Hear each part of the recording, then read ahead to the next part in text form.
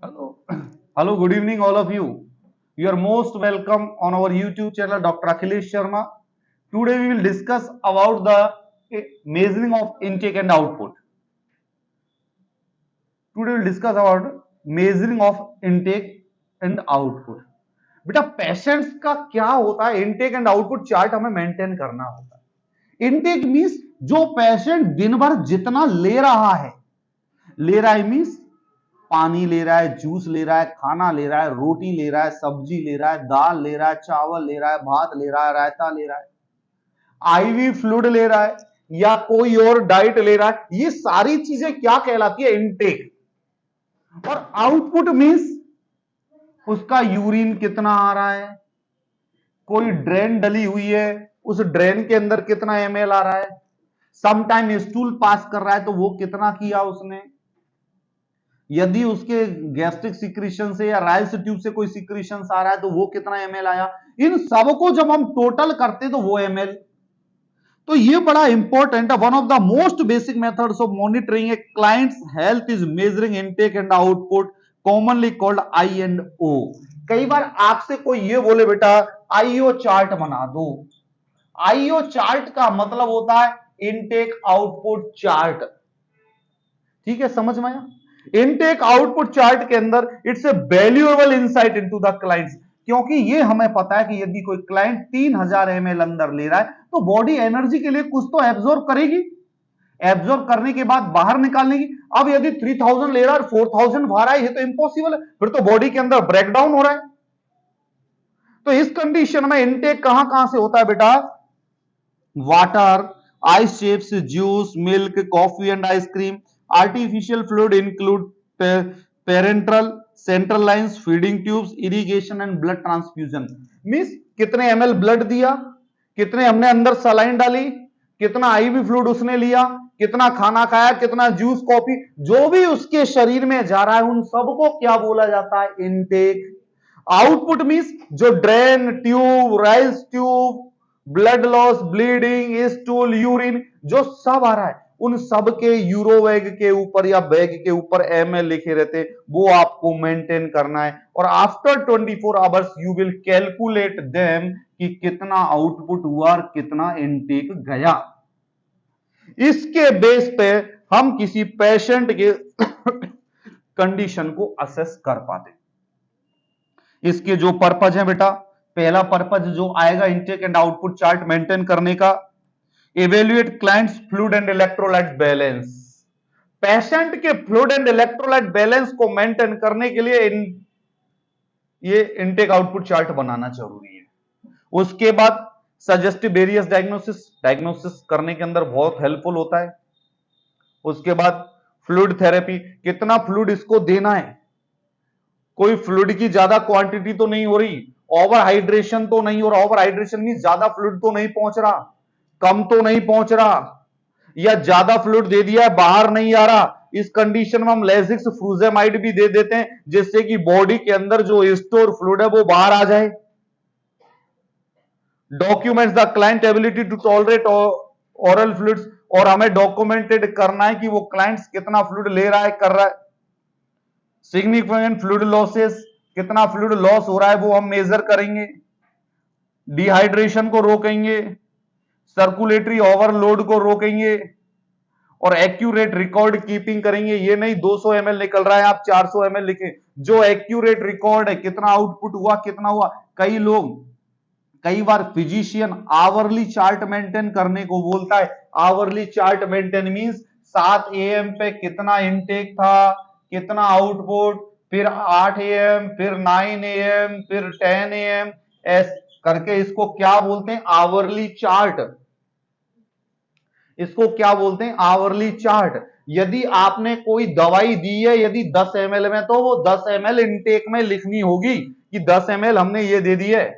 या पीसीएम का इन्फ्यूजन या पैरासीटामोल इन्फ्यूजन, या आपने एक आईवी इन्फ्यूजन लगाया पीसीएम का 100 ml का, तो वो भी आपको लिखना है कि 100 ml पीसीएम इन्फ्यूजन गिवन।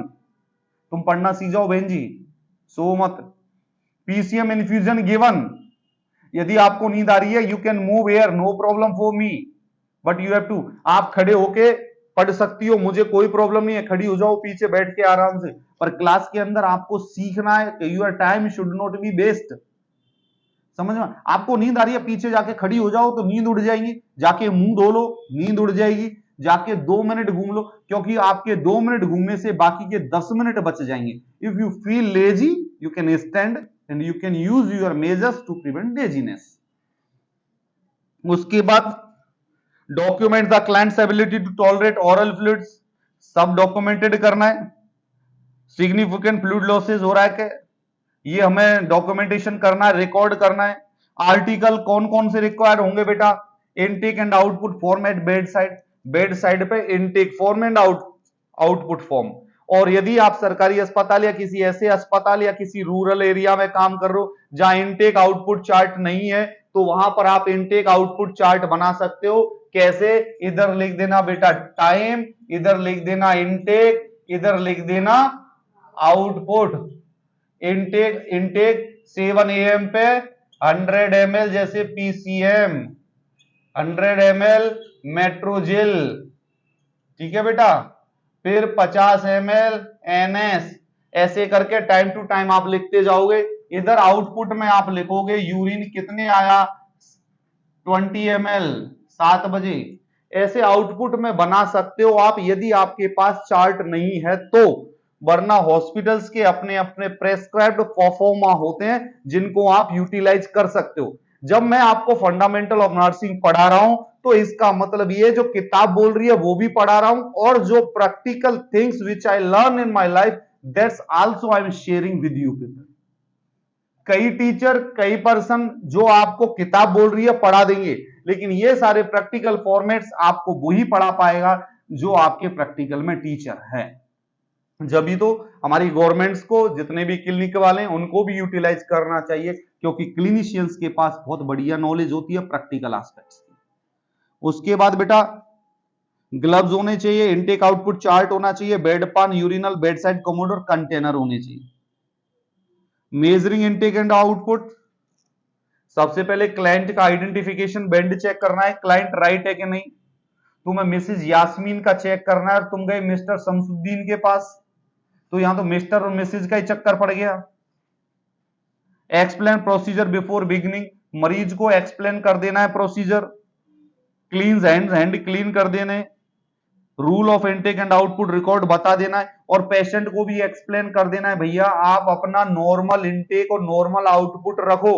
ऐसा ना हो कि आज मैं आपका असेसमेंट कर रही हूं तो तुम पानी पीना बंद कर दो और आउटपुट नहीं आए। इससे आपके शरीर पर गलत प्रभाव जा सकता है, हम गलत दवाइयां दे देंगे।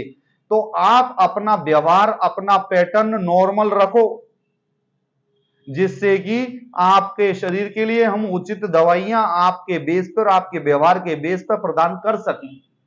ठीक है बेटा। आउटपुट कंप्लीट 24 आवर्स का ये रखना है, आउटपुट भी आपको कंप्लीट 24 आवर्स का रखना है, सारा डॉक्यूमेंटेड होना है। नीचे फिर आप क्या करेंगे, इधर जब आवर्स पूरे हो जाएंगे टोटल कर देंगे, इधर भी टोटल कर देंगे। इधर ये राइल्स ट्यूब में आ गया 100 ml, तो यहां यूरिन आउटपुट, नीचे राइल्स ट्यूब से कितना आया 100, ऊपर ये हो गया 20। अब आप और देखोगे कि ड्रेन से, अब जो ड्रेन डली है राइट साइड में उससे कितना निकला है 50 ml, लेफ्ट साइड की ड्रेन से कितना निकला है 20 ml। तो ये टोटल करके जैसे 120, 50, 70, 190 ml। तो आप नीचे क्या करेंगे, ओवरऑल टोटल आउटपुट मींस आपके शरीर से टोटल आउटपुट 119.90 ml हुआ है। तो मींस ये चीज समझ में आई आपको, intake and output chart, how you will maintain and how it will affect the health of a patient. As a nurse, we have to maintain the records of the patient for the intake and output chart. So this is the very easy and short topic to explain to all of you people. Please see my remaining videos on my YouTube channel Dr. Akhilesh Sharma and share with your friends, everyone. Bye bye, take care, thank you so much.